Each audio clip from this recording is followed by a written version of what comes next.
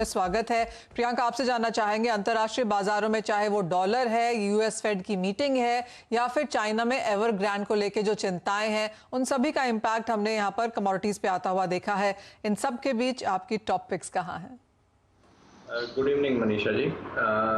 जिस तरह से हम देख रहे हैं कि चाइना का जो संकट है उसकी वजह से एक सेफ हेवन डिमांड निकल के आई है गोल्ड में। एंड आज डॉलर इंडेक्स में भी हमने एक हॉल्ट होते हुए देखा है और एक टर्निंग नेगेटिव दिखता हुआ देखा है हमने। तो गोल्ड में मुझे लगता है कि इस poised for a bounce back rally हम कह सकते हैं टुवर्ड्स 46,800 टू स्टार्ट विद। तो यहाँ पे बाइंग की सलाह रहेगी हमारी तरफ से अराउंड 46,150-200 के रेंजेस में। 45,700 स्टॉप लॉस रहेगा और शॉर्ट टर्म टारगेट्स अराउंड 46,800 के रहेंगे। हमने देखा कि क्रूड ऑयल एक दूसरा काउंटर है जो एक शानदार एक रैली दिखाया था लास्ट 10 डेज में, और आज लास्ट 3 ट्रेडिंग सेशन से हमने एक प्रॉफिट टेकिंग में एक फॉल देखा है, बट वो एक अरेस्ट हुआ है अराउंड 5150-5100 एक स्ट्रॉन्ग सपोर्ट्स दिखते हैं मार्केट्स में। तो गोइंग विद दैट 5200 के आसपास खरीदा जा सकता है। 5110 का स्टॉप लॉस रहेगा एंड शॉर्ट टर्म टारगेट्स हम on the higher side expect करते हैं अराउंड 5360 पे। ओके, सो दो खरीदारी की राय है वहां पर, सोने और कच्चे तेल दोनों में ही। एग्रीकल्चर कमोडिटीज में आप मनोज जी कैसे देखते हैं और यहाँ पर कारोबार कैसे करें? नमस्कार मनीषा जी, बिल्कुल यहाँ पे डॉलर इंडेक्स की मजबूती और भारत सरकार की तरफ से महंगाई को लेकर के जो उठाए गए कदम है उसके चलते हमने गत सप्ताह लगभग सारी एग्रीकल्चर कमोडिटीज में गिरावट आते हुए देखी थी। लेकिन यहाँ पे जो गिरावट है वो काफी बड़ी मात्रा में देखने को मिली थी। वो ओवरसोल्ड जोन में मार्केट आ चुके हैं। लोअर लेवल्स पर अब यहाँ कमोडिटीज में सपोर्ट्स फिर आता हुआ दिख रहा है। मसाला कॉम्प्लेक्स में जीरा वायदा में हमने अच्छी गिरावट आते हुए देखी थी। अक्टूबर वायदा में यहाँ 14,200 के लेवल्स जो है वो बाइंग के लिए उपयुक्त लेवल रहेंगे। 14,500 14,600 तक के लक्ष्य यहाँ रख सकते हैं। 14,050 का एक स्टॉप लॉस लगाएं। वही सोयाबीन वायदा में भी हमने बड़ी गिरावट आते हुए देखी है। जो प्रोड्यूसिंग स्टेट्स है वहां पे लगातार बारिश है, उसके चलते जो अराइवल्स है वो डिले हो रहे हैं। तो कहीं ना कहीं नवंबर वायदा में 5,700 के लेवल्स पर फिर एक बार अच्छे सपोर्ट्स बनते हुए दिख रहे हैं। तो 5,700 के रेंजेस में यहाँ बाइंग की रणनीति की जा सकती है। 5,580 का एक स्टॉप लॉस लगाएं।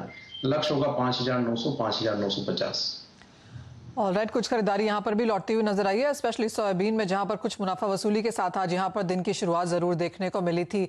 लेकिन रुख यहाँ पर करेंगे कपास खली में, जहाँ पर सितंबर वायदा की क्लोजिंग और सेटलमेंट में अंतर पर कुकुड़ कारोबारियों ने कुछ सवाल उठाए हैं। ऑल इंडिया कपास खली एसोसिएशन का तर्क है कि हाजिर के मुकाबले वायदे में कुकुड़ का भाव काफी कम है। इसके अलावा सितंबर और दिसंबर के वायदे में भी यहाँ पर बड़े अंतर हैं। इस पर बात करने के लिए हमारे साथ ऑल इंडिया कपास खली एसोसिएशन के सुधीर अग्रवाल और एनसीडीएक्स के सीबीओ कपिल देव जुड़े हैं। आप दोनों का कार्यक्रम में स्वागत है। सुधीर, आपसे पहले जानना चाहेंगे, क्लियरली यहाँ पर जो अंतर देखने को मिला है हाजिर और वायदे में, और दो डिफरेंट कॉन्ट्रैक्ट्स में भी, क्या दिक्कत आप यहाँ पर देखते हैं और क्या कंसर्न्स हैं? नमस्कार मनीषा जी। अभी पिछला अगस्त वायदा अगर देखा जाए तो 3,85 रुपए बंद हुआ था।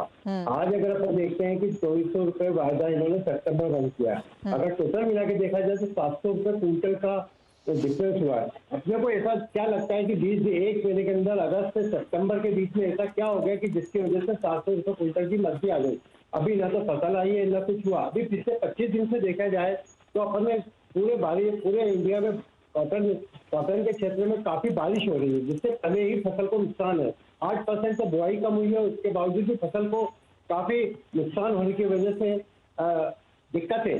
फिर भी कॉटन सीड ऑयल केक में अभी भी शॉर्टेज बनी हुई है। उसके बावजूद भी क्या हुआ, पिछले साल 20 से 25,000 टन की टोटल बुआई रह गई थी, और इन्होंने जो लोगों ने 10-10 टन के कारोबारियों को उनको ब्लैकमेल करके उनको कैसे भी करके बोला खली खराब है, ये है वो है करके उनको पटेल बना के उनको सबको बाहर कर दिया और 416 रुपए कुंटल से नीचे काट दिया। अब 1000 में इनके पास खली है, वो 616 रुपए बेच रहे हैं, और जबकि वायदा इन्होंने 2400 रुपए काट दिया। आज की तारीख में दिसंबर जो खली है जिसमें 2-2 लाख गैस की अराइवल होगी, उस समय 2440 रुपए काटा, जबकि आज भी 100 रुपए की तेजी आ गई।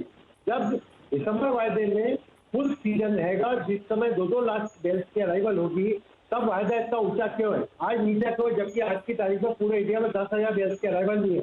इसका मतलब इन्होंने बहुत ज्यादा फर्जीवाड़ा किया है। एचसीडीएल जो कि एक गार्जियन के तौर पर काम करता है, उसको ये चीजें देखना चाहिए कि भैया किसी भी अपने ग्राहक का हेल्प नहीं हो, क्योंकि 100 से 150 करोड़ रुपए हर डे का कॉटन सीड का काम है एचसीडीएक्स में। फिर भी ये अपनी जिम्मेदारियों से दूर हटते हुए इन्होंने अपने व्यापारियों का हित ध्यान में रखा। ठीक है, वायदा कारोबारी 0.1% वायदा करते हैं, बाकी व्यापार ज्यादातर व्यापार हाजिर का होता है। एक छोटा सा 50 बोरी खली लेने वाला भी जब सुबह वायदा देखता है, उसको लगता है कि वायदे में तेजी है तो माल लेके बैठ जाता है, और जब लगता है कि वायदा मद्दा है तो उसके अंदर दिक्कत आती है। आज अभी 2-3 दिन पहले अंजर मंडी में कपास 2600 रुपये बिक रहा था।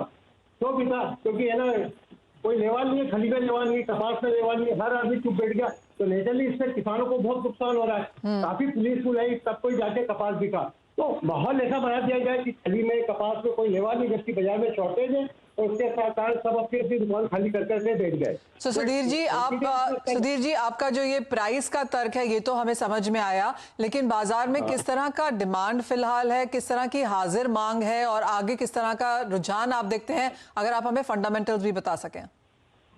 डिमांड तो बहुत अच्छी बनी हुई है, पर मैंने आपको क्या बताया कि जैसे अगर 50 बोरी खरीद लेने वाला भी होता है ना, उसको अगर वायदा ढीला दिखता है तो वो चुपचाप बैठ जाता है, बोला मेरा 5 बोरी का काम है। अपना जो वायदा होता है वो एक सेंटीमेंट है। जब अपन वायदे को देखते हैं तो वायदा बैरोमीटर है। वायदे रोज हर मिनट पे पल पल पे तेजी मची होती है, उस आधार पर अपने को मालूम पड़ता है बाजार तेज रहेगा। अभी अगस्त सितंबर एक शॉर्टेज का पीरियड रहता है, खली में बिल्कुल शॉर्टेज बनी हुई है, कॉटन सीड बिल्कुल मिल नहीं रहा है, फिर भी इन्होंने बाजार को ऐसा माहौल बना दिया तो जिससे कि है ना हर आदमी में घबराहट पैदा कर दी।